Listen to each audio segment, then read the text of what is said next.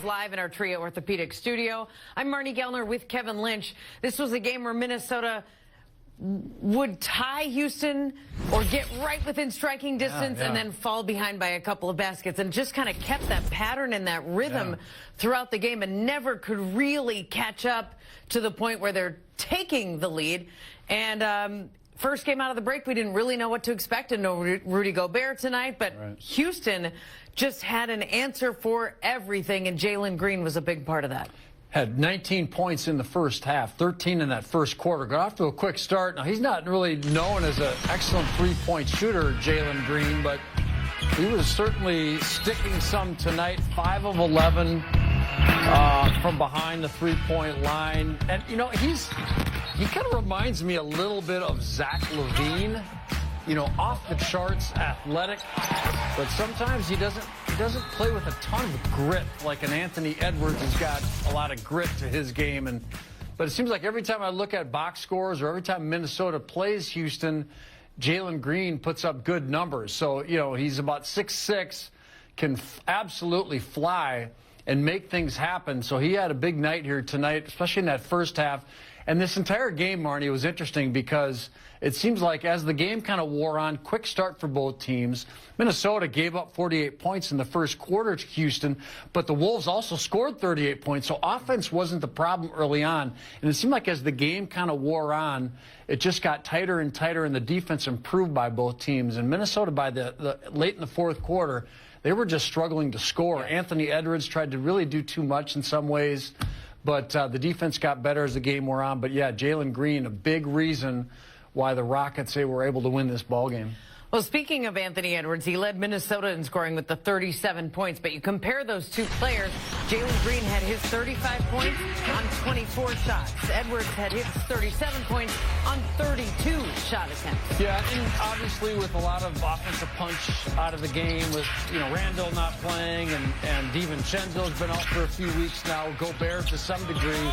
You know, Edwards has got to just shoot more shots, but it just got to the point, I thought, as this game wore on, it seems like Houston did a better and better job of kind of really, you know, sending that second player into the lap of Anthony Edwards, and sometimes that third player kind of making their way over there to Edwards as well. So he just got crowded, and he's got to make quick passes out of those double and triple teams. And Anthony Edwards put up big numbers. He had 25 points in the first half. And again, as the game wore on, the second half, things slowed down. The defense got better. And Anthony Edwards did not take a lot of open shots late in the ball game, and that's because that entire defense by Houston was basically sitting in his lap. Yeah, 1 for 6 in the fourth quarter for Anthony Edwards tonight. Jaden McDaniels and Naz Reid, both guys have been playing really well over the last couple of months. Combined tonight for 43 points, 21 for McDaniels, 22 for Reid. Yeah, you know, I thought Naz Reid did so many good things in this game. You know, like you said, the 22 points, Marnie, but a couple, you know, had 3 blocks, 3 nice blocks, a steal, 8 rebounds. He just got into foul trouble. That's why his minutes were down a little bit, because he was on the bench and Şengün kind of abusing Minnesota's defense. They didn't really know what to do with Alperin once Naz Reid was out of the game, but big performance by McDaniels and Reid. That was good along that front line for Minnesota. And, you know, as long as these starters are going to be out for the Wolves, especially along that front line, I think, you know, Jaden McDaniels, who just continues to prove to all of us that he's better offensively, especially as a scorer, when he's moving into shots and off the dribble instead of just catching and shooting. Jim Peterson's 100% right. Jaden McDaniels struggles at times when it's just basically stand still, catch and shoot jump shots. He had a number of open shots where this game really could have turned had Jaden stuck a couple of those threes, but he didn't. But then there's Naz Reid doing his thing as well. So along that front line, Minnesota starters did a lot of good things, just not enough punch off the bench. But McDaniels and Reid, they both played well. And they've continued to really give a lot of support to an Anthony Edwards as he tries to carry this.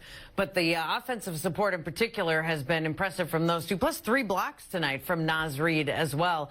It ends up, though, being a Rockets win in Houston. We've got reactions still. Defense thought was pretty good for the most part, other than the first quarter, right? I mean, they made a lot of tough shots, but our One-on-one contain was not good. We talked about how inconsistent that has been at times for us.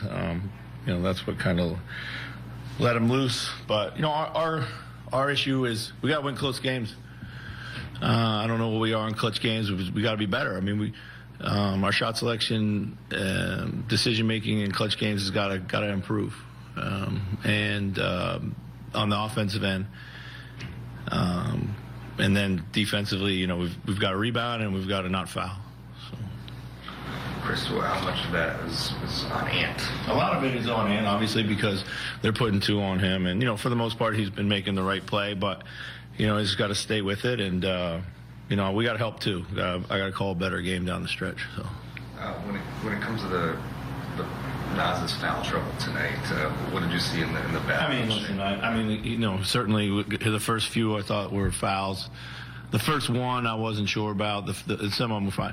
But Sengun goes off arm, shoves him with his off arm. There was a no call each way. Then the next time down, they called Nas for the same amount of contact going the other way. So I thought some of it was unfortunate, to be quite honest. I thought it was a tough interpretation of the contact between the 2 of them.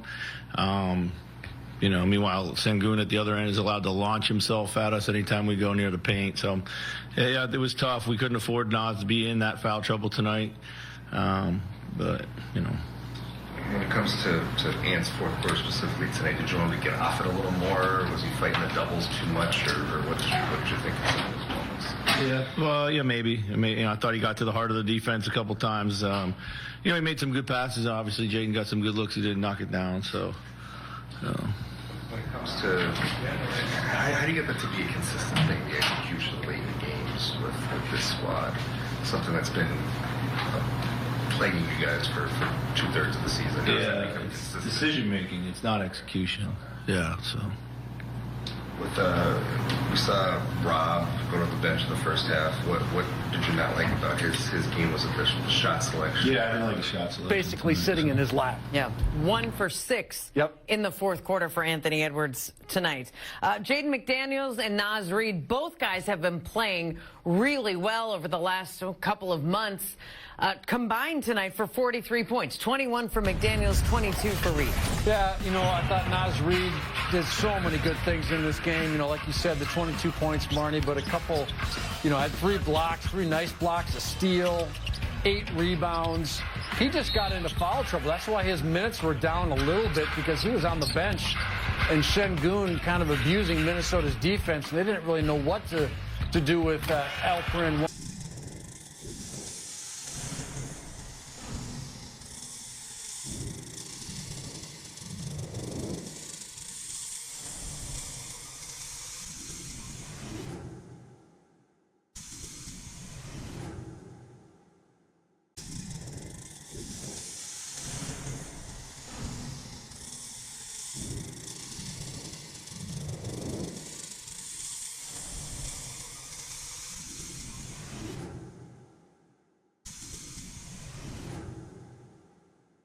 Live from a Trio Orthopedic studio, the post-game analysis unfolds as Minnesota battles Houston in a game that embodied frustration, resilience, and ultimately a missed opportunity for the Timberwolves.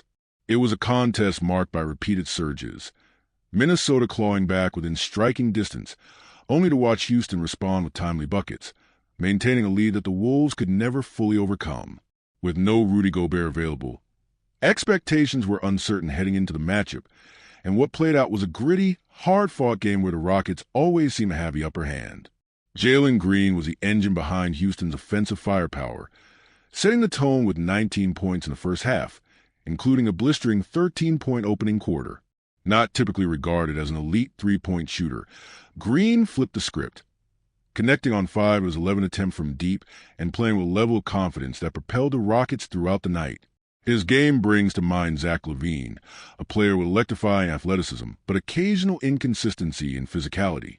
Yet, when the moment demands it, Green delivers, particularly against Minnesota. At 6 feet 6 inches with elite explosiveness, he showcased his ability to dictate tempo, a key reason why Houston walked away victorious. The game began with an offensive explosion on both sides. Houston pouring in 48 first-quarter points, while Minnesota countered with 38 of their own. Scoring was never an issue early, but as the game progressed, defenses tightened, possessions became more deliberate, and shot-making became increasingly difficult. By the fourth quarter, Minnesota found itself in a scoring drought, struggling to generate quality looks against Houston's defensive schemes. Anthony Edwards shouldered much of the offensive burden, finishing with 37 points, but his efficiency waned as the game wore on. While Green compiled his 35 points on 24 shots, Edwards needed 32 attempts to reach his total, a testament to Houston's defensive attention. With key contributors missing, Julius Randle sidelined and Dante DiVincenzo out for weeks, Edwards had free rein offensively, but the Rockets made his life miserable down the stretch. As the game progressed, Houston's defense adapted, consistently sending a second and sometimes third defender into Edwards' space. The result? Crowded lanes, tough shot attempts, and a forced offensive approach that played right into the Rockets' hands. By the time the fourth quarter arrived, Edwards was just 1 for 6 in the field, a stark contrast to his 25-point first half. Houston dictated the terms, making sure every late-game possession was a battle. Despite Edwards' struggles, Minnesota saw strong performances from Jaden McDaniels and Naz Reid, who combined for 43 points. 21 from McDaniels and 22 from Reid. Reid, in particular, was a bright spot, adding 3 blocks, a steal, and 8 rebounds to his stat line. His energy was pivotal, but foul trouble limited his minutes, an unfortunate development given Minnesota's difficulty handling Alperen Sengun. The Turkish big man proved to be a problem all night, exploiting mismatches and taking full advantage whenever Reid was forced to the bench. McDaniels, meanwhile, continued to demonstrate his evolution as an offensive player, excelling when attacking off the dribble rather than settling for catch-and-shoot opportunities. As Wolves analyst Jim Peterson has noted, McDaniels struggles when he's forced into standstill jumpers, and that proved true again tonight. He had opportunities to shift the game's momentum with perimeter shooting, but couldn't capitalize. Ultimately, Houston emerged victorious, and Minnesota was left with lingering concerns about its late-game execution. Timberwolves head coach Chris Finch didn't shy away from addressing those issues post-game, acknowledging the team's inconsistency in closing out tight contests. While he praised the defensive adjustments after the high-scoring first quarter, he was candid about the need for better shot selection, decision-making, and composure in clutch moments. A significant portion of the responsibility falls on Edwards, who was consistently hounded by multiple defenders. Finch admitted that the young star generally makes the right reads, but emphasized the need for him to stay patient and trust the system. However, it's not solely on Edwards. Finch also took accountability, stating that he needed to orchestrate better offensive sets in the closing minutes. Execution wasn't the issue, decision-making was. Another factor in the loss was the officiating, which became a storyline due to Reid's foul trouble. Finch expressed frustration over some of the calls, or lack thereof, notably pointing out the physicality allowed for Sengun on one end compared to the quick whistles against Reid on the other. It was a tough break for Minnesota, which needed every available weapon to counter Houston's interior presence. As the Timberwolves look ahead, the challenge remains clear. They need to refine their late-game approach.